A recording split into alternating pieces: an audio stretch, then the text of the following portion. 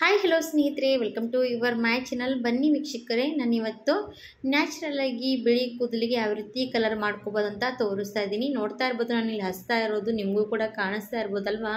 ಹಾಗಾದರೆ ನ್ಯಾಚುರಲ್ ಆಗಿ ಮನೆಯಲ್ಲಿರುವಂಥ ಏನೆಲ್ಲ ಬಳಸಿ ನಾವು ಎಷ್ಟು ಚೆನ್ನಾಗಿ ಹೇರ್ ಕಲರ್ ಮಾಡ್ಕೋಬೋದು ಅಂತ ತೋರಿಸ್ತೀನಿ. ಎಲ್ರಿಗಾಗಿ ಕೂಡ ನಡೆಯುತ್ತೆ, ಸಣ್ಣವರಿಗಾಗಲಿ ದೊಡ್ಡವರಿಗಾಗಲಿ ಯಾರಿಗಾದರೂ ಕೂಡ ಬಳಸ್ಕೋಬೋದು. ಹಾಗಿದ್ರೆ ನಿಮ್ಮ ತಲೆಯಲ್ಲಿ ಕೂಡ ಬಿಳಿ ಕೂದಲು ಸಮಸ್ಯೆ ಕಾಡ್ತಾ ಇದ್ದರೆ ಈ ರೀತಿ ನ್ಯಾಚುರಲ್ ಆಗಿ ನೀವು ಕೂಡ ಕಲರ್ ಮಾಡ್ಕೊಂಡು ನೋಡಿ, ಮತ್ತೆ ನಿಮ್ಮ ತಲೆಯಲ್ಲಿ ಬಿಳಿ ಕೂದಲು ಮತ್ತೊಂದು ಸರ್ತಿ ಕೂಡ ಕಾಣಿಸೋದಿಲ್ಲ ವೀಕ್ಷಕರೇ.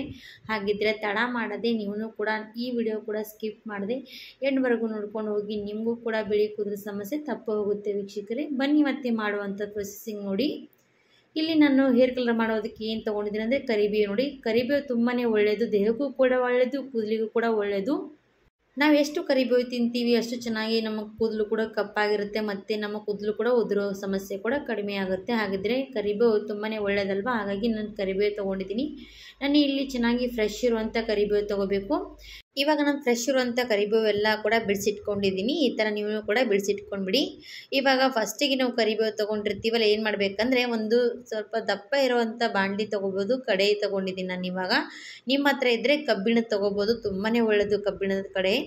ಇವಾಗ ಅದರಲ್ಲಿ ನಾನು ಒಂದೇ ಒಂದು ಸ್ಪೂನಷ್ಟು ಮೆಂತ್ಯ ಕಾಳು ಹಾಕಿದ್ದೀನಿ, ಅದ್ರ ಜೊತೆಗೆ ಕರಿಬೇವು ಹಾಕ್ತಾಯಿದ್ದೀನಿ. ಇವೆರಡೂ ಕೂಡ ಚೆನ್ನಾಗಿ ಹುರ್ಕೋಬೇಕು. ಎಲ್ಲಿವರೆಗೂ ಅಂದರೆ ವೀಕ್ಷಕರೇ, ಪೂರ್ತಿ ಕಲರ್ ಚೇಂಜ್ ಆಗಿ ಕಪ್ಪಾಗಬೇಕು.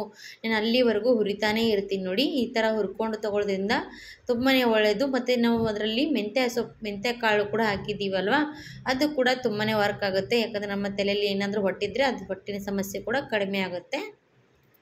ಈ ಥರ ನೀವು ಕೂಡ ಮಾಡ್ಕೊಂಡಿದ್ರೆ ನನ್ನ ವಿಡಿಯೋದಲ್ಲಿ ಕಮೆಂಟ್ಸ್ ಮೂಲಕ ಹೇಳ್ಬೋದು, ಇಲ್ಲಾಂದರೆ ಟ್ರೈ ಮಾಡಿ ನೋಡಿ, ನಿಮಗೂ ಕೂಡ ಗೊತ್ತಾಗುತ್ತೆ. ನಾನು ಇವಾಗ ನಿಮಗೆ ಕಾಣಿಸ್ತಾ ಇರ್ಬೋದು, ನನ್ನ ವಿಡಿಯೋದಲ್ಲಿ ತೋರಿಸಿರೋ ಪ್ರಕಾರನೇ ಮತ್ತೆ ನಾವು ತಲೆಗೂ ಕೂಡ ಚೆನ್ನಾಗಿ ಹಚ್ಕೊಳ್ತಾ ಇರ್ತೀವಿ. ಯಾಕಂದರೆ ವಾರದಲ್ಲಿ 2-3 ಸತಿ ಕೂಡ ಹಚ್ಕೊಂಡ್ರು ಏನು ಪರವಾಗಿಲ್ಲ. ಯಾಕಂದರೆ ನಾವು ಹೊರಗಡೆ ತಂದು ಕೆಮಿಕಲ್ ಬಳಸೋ ಬದಲಾಗಿ ಮನೇಲಿರುವಂಥದ್ದು ಬಳಸ್ಕೊಂಡು ಹಚ್ಕೊಳ್ಳೋದ್ರಿಂದ ಏನು ಕೂಡ ಎಫೆಕ್ಟ್ ಆಗೋದಿಲ್ಲ ವೀಕ್ಷಕರೇ.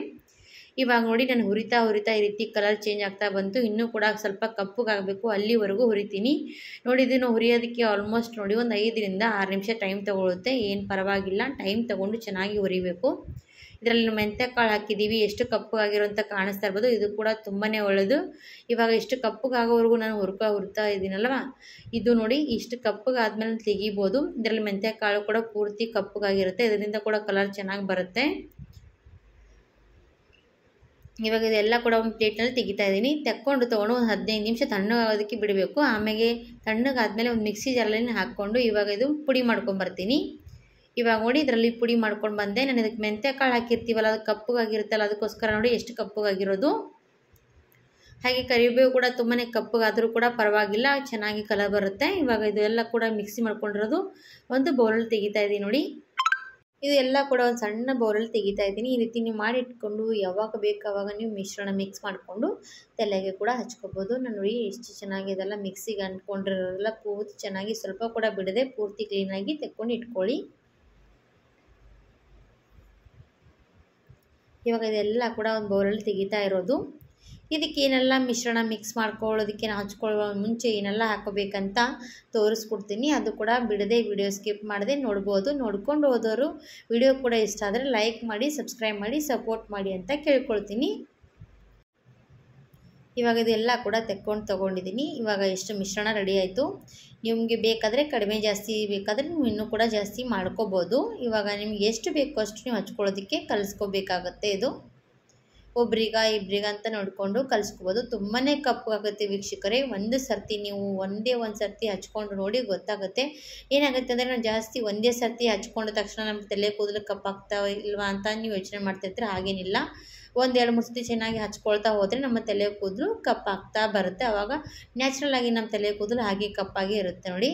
ಇವಾಗ ಇದು ಮಿಶ್ರಣಕ್ಕೆ ನಾನು ಏನು ಮಾಡ್ತಾಯಿದ್ರೆ ಮೊಸರು ಸೇರಿಸ್ಕೊಳ್ತಾ ಇದ್ದೀನಿ. ಮೊಸರಲ್ಲಿ ಕಲಿಸ್ಕೋಬೇಕಾಗತ್ತೆ. ಇದು ಮೊಸರಲ್ಲಿ ಕಲಿಸ್ಕೊಳ್ಳೋದ್ರಿಂದ ನಮ್ಮ ತಲೆಯಲ್ಲಿ ಹೊಟ್ಟಿನ ಸಮಸ್ಯೆ ಪೂರ್ತಿ ನಿವಾರಣೆ ಆಗುತ್ತೆ. ಹೊಟ್ಟಿನ ಸಮಸ್ಯೆ ಮತ್ತೊಂದು ಸರ್ತಿ ನಮ್ಮ ತಲೆಯಲ್ಲಿ ಆಗೋದು ಕೂಡ ಇಲ್ಲ. ಇವಾಗ ನೋಡಿ, ನಮ್ಮ ಹೇರ್ ಕಲರ್ ರೆಡಿ ಆಯಿತು. ಈ ರೀತಿ ನ್ಯಾಚುರಲ್ ಆಗಿ ಮಾಡಿರೋಂಥ ಹೇರ್ ಕಲರ್ ನೋಡಿ, ಈ ರೀತಿ ನೀವು ಕೂಡ ಬಳಸ್ಕೋಬೋದಾದರೆ ಖಂಡಿತವಾಗಿ ವಿಡಿಯೋ ಸ್ಕಿಪ್ ಮಾಡದೆ ನೋಡಿಕೊಂಡು ಈ ರೀತಿ ಹೇರ್ ಕಲರ್ ಮಾಡಿಕೊಂಡು ನೋಡಿ, ನಿಮಗೂ ಕೂಡ ವರ್ಕ್ ಆಗೇ ಆಗುತ್ತೆ. 1 ಸರ್ತಿ 2 ಸರ್ತಿ ನೋಡಿಕೊಂಡು ಇದೇ ಥರ ಮಾಡ್ಕೊಳ್ತಾ ಹೋಗಿ, ನಿಮ್ಮ ತಲೆಯಲ್ಲಿ ಕೂಡ ಹೊಟ್ಟಿನ ಸಮಸ್ಯೆ ಕಡಿಮೆ ಆಗುತ್ತೆ, ನಿಮ್ಮ ಕೂದಲು ಕೂಡ ತುಂಬಾ ಉದ್ದ ಆಗುತ್ತೆ ವೀಕ್ಷಕರೇ. ಖಂಡಿತವಾಗಿ ಮಾಡಿ ನೋಡಿ. ನಿಮಗೂ ಕೂಡ ಈ ವಿಡಿಯೋ ಇಷ್ಟ ಆದರೆ ಪ್ಲೀಸ್ ಲೈಕ್ ಮಾಡಿ, ಸಪೋರ್ಟ್ ಮಾಡಿ, ಶೇರ್ ಮಾಡಿ ಅಂತ ಕೇಳ್ಕೊಳ್ತೀನಿ. ಬನ್ನಿ, ನಾನೀಗ ಹೇರ್ ಕಲರ್ ಮಾಡ್ಕೊಂಡಾಯಿತು ಮತ್ತು ತಲೆಗೂ ಕೂಡ ಹಚ್ಚಬೇಕಲ್ಲ, ನಾನು ಹಾಗಾಗಿ ತಲೆಗೂ ಕೂಡ ಹಚ್ಚಿ ತೋರಿಸ್ತಾ ಇದ್ದೀನಿ ನೋಡಿ. ನಮ್ಮ ಅಮ್ಮಗೆ ತಲೆಗೆ ಹಚ್ತಾ ಇದ್ದೀನಿ. ಇದನ್ನು ತಲೆಗೆ ಹೇರ್ ಕಲರ್ ಹಚ್ಕೊಂಡು 1 ಅವರ್ 2 ಅವರಷ್ಟು ಬಿಡಬೇಕಾಗುತ್ತೆ. ಆವಾಗಲೇ ತಲೆ ಸ್ನಾನ ಮಾಡ್ಕೋಬೇಕು. ತಲೆ ಸ್ನಾನಕ್ಕೆ ಶಾಂಪೂ ಯೂಸ್ ಮಾಡಬಾರ್ದು, ಹಾಗೆ ಹೇರ್ ವಾಶ್ ಮಾಡ್ಕೊಂಡು ಬಿಡಬೇಕಾಗತ್ತೆ. ನೋಡಿ, ಈ ರೀತಿ ಎಲ್ಲೆಲ್ಲಿ ಎಲ್ಲ ಬಿಳಿ ಕೂದಲಿರುತ್ತೆ ಅಲ್ಲೆಲ್ಲ ಹಚ್ಕೋಬೋದು. ಸಣ್ಣವರಿಗೂ ಕೂಡ ತುಂಬಾ ಒಳ್ಳೆಯದು, ಅವರಿಗೂ ಕೂಡ ನಡೆಯುತ್ತೆ ವೀಕ್ಷಕರೇ. ಸಣ್ಣವ್ರ ಮಕ್ಕಳ ತಲೆಯಲ್ಲೂ ಕೂಡ ಬಿಳಿ ಕೂದಲ ಸಮಸ್ಯೆ ಕಾಡ್ತಾನೆ ಇರುತ್ತೆ. ನಾವು ತಿನ್ನೋದ್ರಲ್ಲಿ ಎದರಲ್ಲಿ ಆದರೂ ಸ್ವಲ್ಪ ವ್ಯತ್ಯಾಸ ಆದರೆ ಈ ರೀತಿ ಬಿಳಿ ಕೂದಲ ಸಮಸ್ಯೆ ಇದ್ದೇ ಇರುತ್ತೆ. ಹಾಗಾಗಿ ನೀವು ಕೂಡ ಈ ರೀತಿ ಬಳಸ್ಕೊಂಡು ನೋಡಿ. ನಿಮಗೂ ಕೂಡ ಇಷ್ಟ ಆಗಿರೋದ್ರೆ ಪ್ಲೀಸ್ ಲೈಕ್ ಮಾಡಿ, ಸಪೋರ್ಟ್ ಮಾಡಿ, ಶೇರ್ ಮಾಡಿ. ವಿಡಿಯೋ ಪೂರ್ತಿ ನೋಡೋದಕ್ಕೆ ಧನ್ಯವಾದ.